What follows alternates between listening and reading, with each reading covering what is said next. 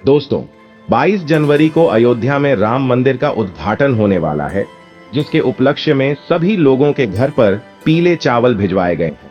पीले चावल के साथ में ध्वजा भी भिजवाई गई है। साथ ही में भगवान राम का आशीर्वाद भी पहुंचाया गया है। पर दोस्तों, यहाँ पर एक बहुत बड़ा प्रश्न निकल कर आता है कि सभी भारतवासियों के घर पर पीले चावल तो पहुंचाए गए हैं आमंत्रण के रूप में कि राम मंदिर के उद्घाटन में आप सभी लोगों को जरूर आना है। पर दोस्तों, उन पीले चावलों का आखिर हमें करना क्या है?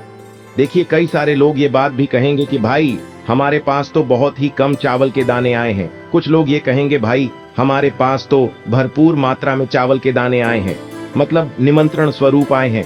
तो दोस्तों, अब ये प्रश्न निकल कर आता है कि इन पीले चावलों का आखिर हमें करना क्या है। दोस्तों, ये बात आप सभी लोग भी जानते हो कि पंडित जी भी कितने सारे उपाय बताते हैं जो कि अक्षत से जुड़े हुए होते हैं, अर्थात चावल से जुड़े हुए होते हैं। और चावल भगवान शिव पर जब चढ़ते हैं तो उसका एक अलग ही महत्व होता है। अब यहाँ पर तो बात राम मंदिर अयोध्या की आ रही है, वह भी पीले चावल की, इसलिए उनका महत्व और ज्यादा बढ़ जाता है।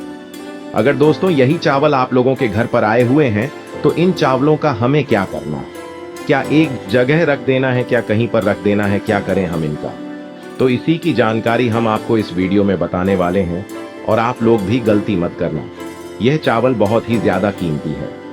अगर आपके पास यह चावल है तो आप यह समझना कि पूरी दुनिया की ताकत आपके पास है, सोना चांदी आपके पास है, क्योंकि इन पीले चावलों में इतनी ताकत है, क्योंकि वह चावल अयोध्या से आए हुए हैं।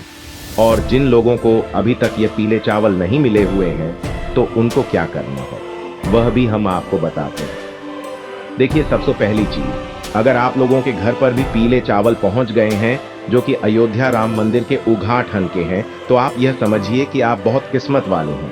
भगवान राम स्वयं आपके घर पर आए हुए हैं। यह बात आप सभी लोग जानते हो कि 22 जनवरी को जो हमें आमंत्रण के लिए पीले चावल दिए गए हैं, और हम उस आमंत्रण के अवसर पर जो है सीधा राम मंदिर अयोध्या नहीं जा सकते, क्योंकि 22 जनवरी को इतनी ज्यादा संख्या में लोग अगर जाएंगे तो वहां पर व्यवस्थाएं पूरी बिगड़ जाएंगी। आप सभी लोग जानते हो कि करोड़ों लोग वहां पर जा सकते हैं, पर हमारे देश के प्रधानमंत्री जी ने वहां पर जाने से अभी फिलहाल मना किया हुआ है। तो उस जगह पर हम क्या करें? कई सारे लोगों ने इस बात को सुनकर ही अपने जाने के प्लान को कैंसिल किया है। तो उस जगह पर हम क्या करें? तो उसी जगह पर हमारे काम आते हैं यह पीले चावल। अब यह पीले चावल ही तो यहाँ पर बहुत बड़ा चमत्कार करते हैं। दोस्तों, 22 जनवरी को राम मंदिर में भगवान राम विराजित होंगे, उनकी प्राण प्रतिष्ठा होगी, सभी लोग खुशियां मनाएंगे। तो उसी समय पर आप लोगों को भी अपने घर में आए हुए इन पीले चावलों का इस्तेमाल करना। अब यह पीले चावल जो है ये आपके आमंत्रण के लिए भी है, ये भगवान राम भी हैं, ये भगवान राम का आशीर्वाद भी है, और ये आपके घर में सुख समृद्धि बढ़ाने वाले हैं। आप सभी लोग शायद जानते ही होंगे, पूज्य गुरु जी ने कई बार पीले चावल का महत्व भी बताया है। अक्षत का मतलब ही यही होता है कि वह कभी खत्म नहीं होता, कभी क्षय नहीं होता, वह हमेशा हमेशा बना रहता है। उसी तरीके से यह पीले चावल है। जिस भी व्यक्ति के घर में राम मंदिर अयोध्या का पीला चावल पहुंचा है, एक दाना भी पहुंचा है, तो आप बहुत किस्मत वाले हो। बस एक चावल का दाना भी पहुंचा है, तो आप इस वीडियो को पूरा जरूर देख लेना।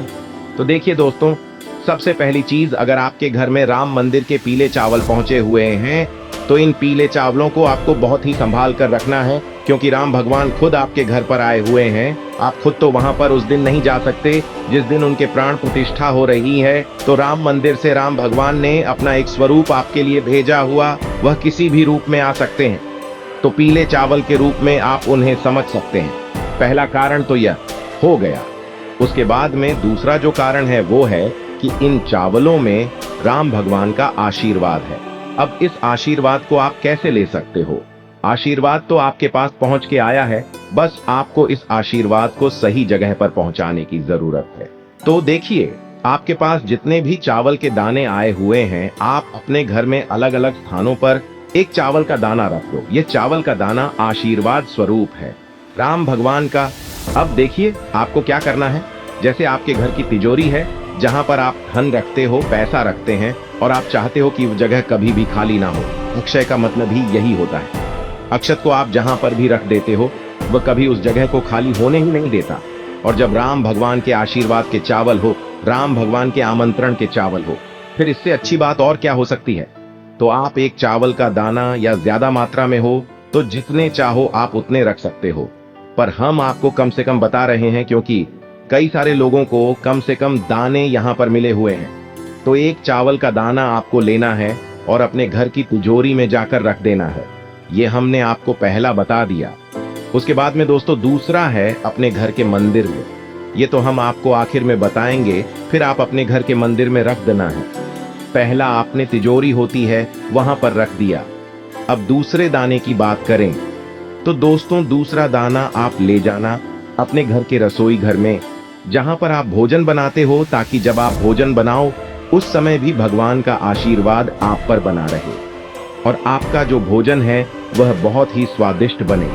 इसीलिए आपको क्या करना चाहिए कि दूसरा चावल का दाना अपने घर के रसोई घर में रख देना चाहिए, वह भी सुरक्षित जगह पर। ऐसा ना हो कि आपने रखे और कल इधर उधर कर दिया, तो वैसा नहीं होना चाहिए। भगवान राम का नाम लेकर रखे रहने देना है, वो हमेशा आपके ऊपर आशीर्वाद प्रदान करता रहेगा। भगवान राम का आशीर्वाद सदैव आपके ऊपर यहाँ पर बना रहेगा। उसके बाद में दोस्तों अब आप लोगों को वहां पर रखना है जहां पर खाने पीने का सामान रखा जाता है, गेहूं चावल आदि रखा जाता है, वहां पर भी आप एक चावल का दाना रख सकते हो। उसके बाद में दोस्तों अब आपके पास जितने भी चावल के दाने बचे हुए हैं वो पूरे ले जाकर आप अपने घर के मंदिर में रख दो। मंदिर में ले जाकर बस रख देना है। यह बात हमने आपको अभी की बता दी है, पर उस दिन का क्या जिस दिन राम भगवान आएंगे अयोध्या राम मंदिर में और उनकी प्राण प्रतिष्ठा होगी, उस दिन हमें क्या करना है पीले चावल का, उस दिन हमें क्या करना है, क्योंकि जरूरी काम तो उसी दिन है, आपको उपाय उसी दिन करना है।